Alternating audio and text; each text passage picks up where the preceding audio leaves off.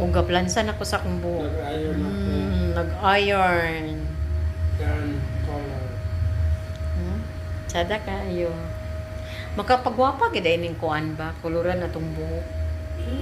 Mga kuan jud ta kanang Ano, nanggawas na ka diri sa kung kuhan. Nanggawas na ka. ano akong beautician. Isip ko sa iyang video.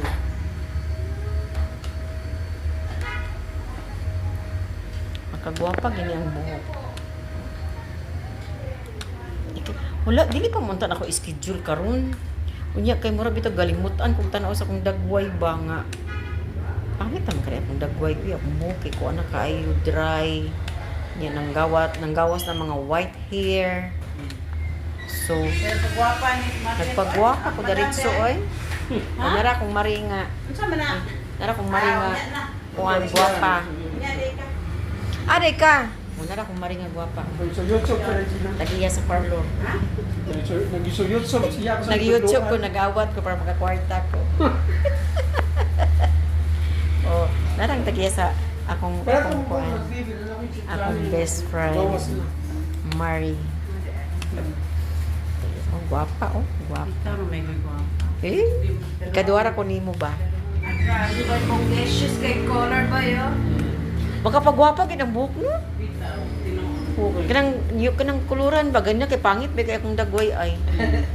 Mura og kanang na stress na nilig sa dalan. Mana tong 29. Kasi yan naman. Mana uy, aturang 29. Wa pa'y sweldo July pa. Oy, kwarta lang. Wa pa'y kwarta. Gida na mi sa orientation gignan nga ang sweldo July August. Walay mo palit kay wa pa na sweldoan ang bat 6. Ang mamalitay way mga kwarta. Pero 6 may dawan, no? 7. Kung kuan na bitaw no kanang kung buntag lang gyud, tsada gid balik-balik. Ang kainit lang gid sa alauna pa ingon sa kanang alas 2:30. Sus murag kag mamatay sa kainit. Exercise mo sa nalili. Exercise mo na nalili. Exercise lagi pero ang kainit ba? Lumiro bughat ko, magrisidol.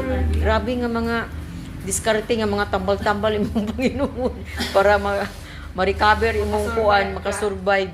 Digid lalim. Okay lang ang buntag. Kay kaya ra gid kaayo ang kana yung alauna. Init mo kayo. Perte gid kay Yung kainit. makulan na yun, init magagawin. Magdala mo kog payong basta gani murag dagom na di na mi kumpiyansa sa adto sa area nga walay kasilungan. Pagkuan-kuan na dai mi mangita mi mga senaryo.